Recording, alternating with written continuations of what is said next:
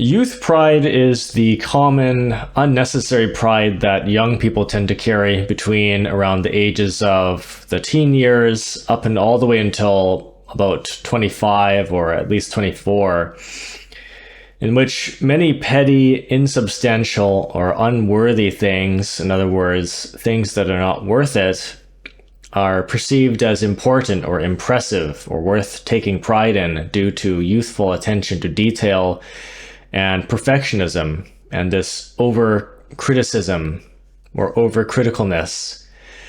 And the master Samael On Baor explained in the different stages of life from age 20 until I think something like the late 20s or 30, or maybe even the mid 20s, the person is, or people are,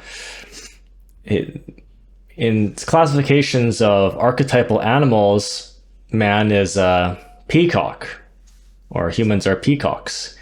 And what are the characteristics of peacocks? Well, spiritually speaking, it is a symbol of pride and showiness and flauntiness.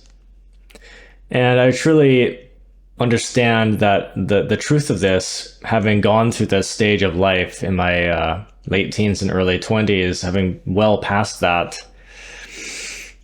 So continuing on here, in particular, there's also a lack of certainty in one's own worth a lot of the time, especially in the teen years and sometimes in the early 20s too, that we tend to have when we're young and overthinking things.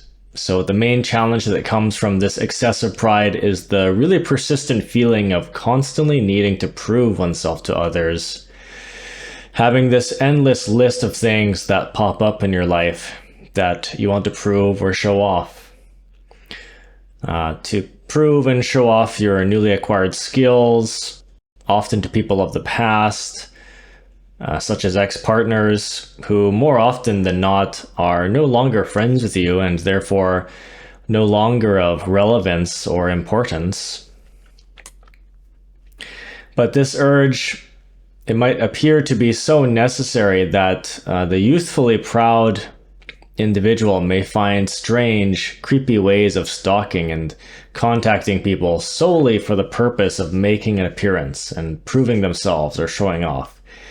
And this certainly does happen, actually. There's an obsessiveness at this age range. And often without any sincere interest in rekindling relations or establishing a friendship again or anything more meaningful, it really just is about the hurt pride, the person who was felt victimized from criticism, who couldn't handle it, who couldn't handle the relationship, and they want to prove something or show something off.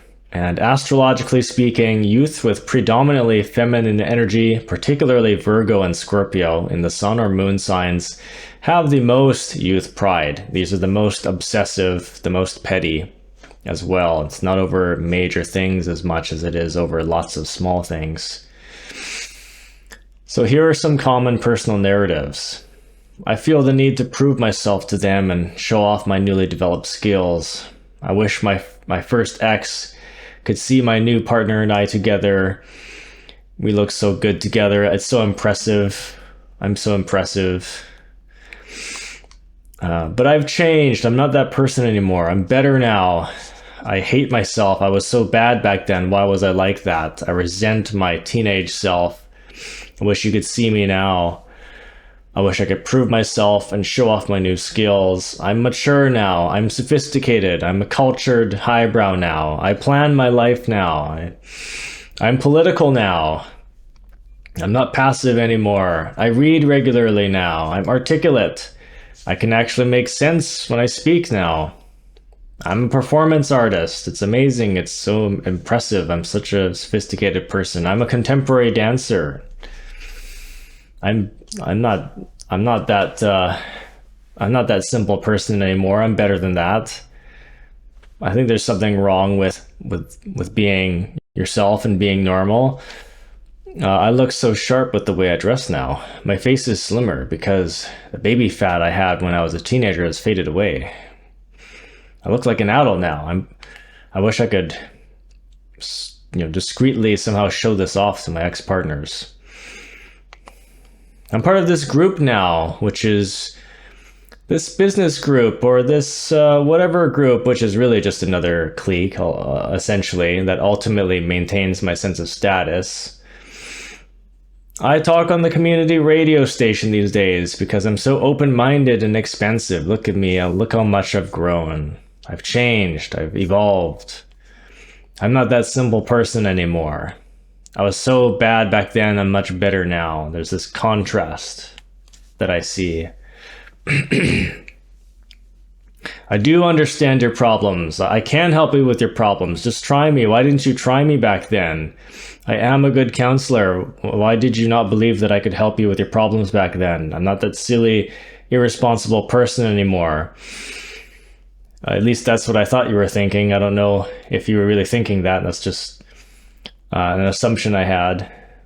I'm hardworking now. I'm a feminist now too. I'm an activist now. I'm better. I drive now too. So, as you can see, there are many youth who think this way, or I should say, there are many endless things to try to prove, to think that you need to prove to people that seem important and things you get proud of. And these are, in fact, mostly, almost entirely my own examples of criticisms or like skills that were lacking that I thought I acquired, that I thought I needed to prove and show off. And I suffered a lot. Really, I suffered a lot with resentment of the past, hating myself and thinking I was so much better that I needed to prove myself to people. And it really was just a major delusion of being immature. And I'm not the only one. There are many young people who think this way. This is an age of, I would characterize it as the age of obsession. Between, late teens and early 20s is a very peacocky, obsessive, fragile, or I should say tender age range. So people who like this are completely fragile to criticism, and they struggle a lot in relationships, as I did. So as you can imagine, the list can just go on and on. You mentioned so many random things. It could be almost anything. And I'm telling you, when you get older, when you turn into more of an adult, which is like your mid-20s and your late 20s and your 30s, you will not see it as worth it anymore. I'm telling you now, it's not worth it. And so some may understand this outline, but then wonder, well, if all of these things that I shouldn't be proud of because they're considered insignificant, well, is there anything worth being proud of then? And my answer to you is yes, relatively speaking. There are things that mature adults do become proud of and jealous over and find impressive.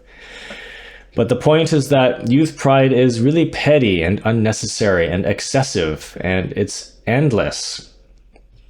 There are all these little things that we feel the need to be proud of, and if anyone says anything about you, you feel bad, you resent yourself, and you think it's a big deal. So you take it seriously, more serious than you have to, and you feel the need to prove it. And this is a big problem. This is the major thing, is taking things too seriously at that age.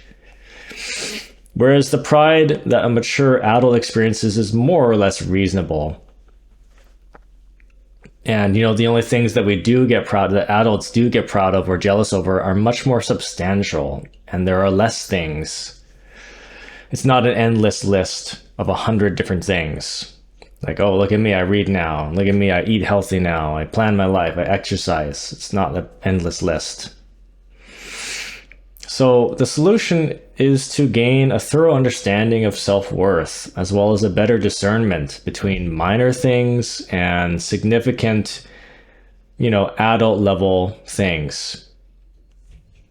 And of course, it's relative. It's based on your culture and the time and the place, but we should all share the understanding that all people are part of the same species. We're all human, and therefore we're all relatively the same in potential and skill. So it's like, what do we really have to prove to others?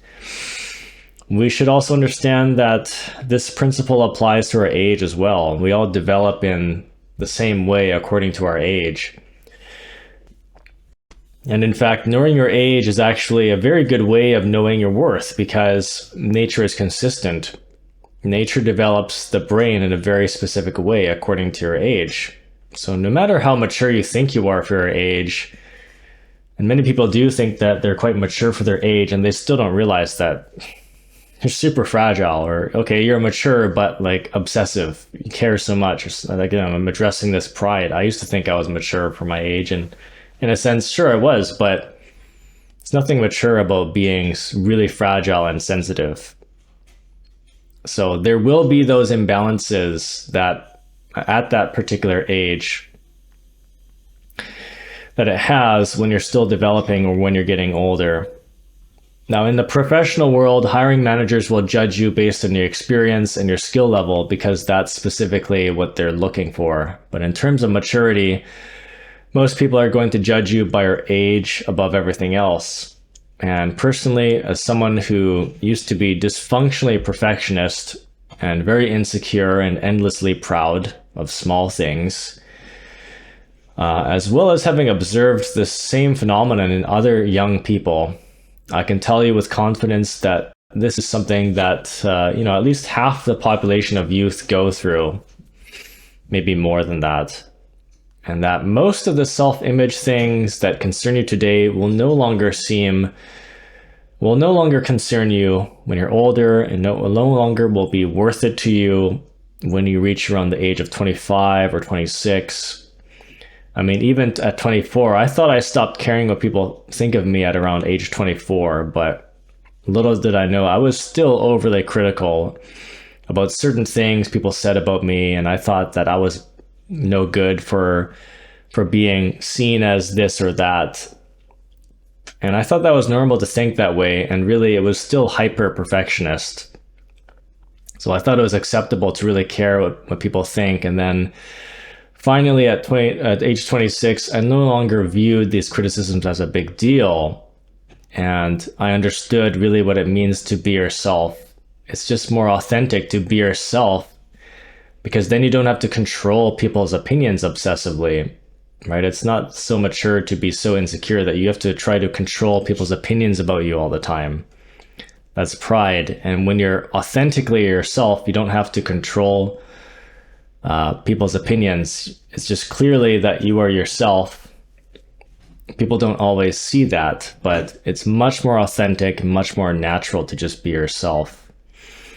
And people can say things about you, but you're not doing anything wrong because you're just being yourself. So it's more authentic.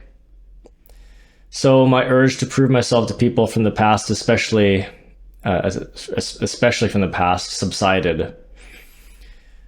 I was just too critical, too perfectionist, and there was nothing wrong with the things that people were saying about me. There's nothing wrong per se with being a simple person or being this or that. There's nothing wrong with just being myself. So why become, and with regards to jealousy, why become proud of something that anyone can do, or things that everyone does, or things that we'll all do eventually when we get older or grow up? Things like getting a car or a license, or moving out, or buying a property. It might seem impressive at first, but we're all going to do these things. How is 1,000 followers on Instagram or 1,000 friends on Facebook impressive compared to people who make social media their profession when they have, hundreds of thousands to millions of followers behind them? That is a discernment of what's more substantial. It's like, it doesn't make sense to get jealous over someone who has like 1,000 followers on Instagram. Like, that's nothing in the professional realm. And, is the person that you want to impress really worth it to you? What if they're really different from you? What if they're not compatible as a friend or lover? I know it can be easy to get attached to people, and even when we don't like them, if it's an ex-partner that we had some bond with and we feel this need to prove ourselves to them, what snapped me out of it is the fact that when I realized they're not compatible, she's not compatible as a friend even, or as a partner, then it's just not worth it, because you don't get very much kick out of that. It's even better to impress people who actually have the same taste as you. Then maybe you can actually get them jealous, but if they don't even like the same things that you do, then it doesn't even work. So, are they compatible as a friend or lover? Is it really worth it to you to show off something or to prove something to them? How can their opinion be valuable compared to somebody else out there who is actually really amazing, very similar to you, very compatible instead? Someone with the same taste and the same aspirations. That person, I would say, is, at least when you do something like that, it's much more worth it, maybe, because they're similar to you. They get a similar reaction. But I think that's why and if you're going to do something like this where you feel the need to prove something, it should be a big deal. You should have gone through a really major transformation. Nothing really small, like you read books, you have an expanded vocabulary, or you talk on the radio or something. It should be pretty substantial. Something that most people can't do. If you have a lot of social media followers, it should be in the tens of thousands or hundreds of thousands. Or if you have status, you should be almost famous. At least some local fame in your city or something, something that's actually impressive. Then it makes a difference. But it's either way, it's not good to feed pride, obviously. So otherwise, it's not worth it. Be yourself, be authentic. There's nothing wrong with being a normal person or an average person. There's nothing to prove.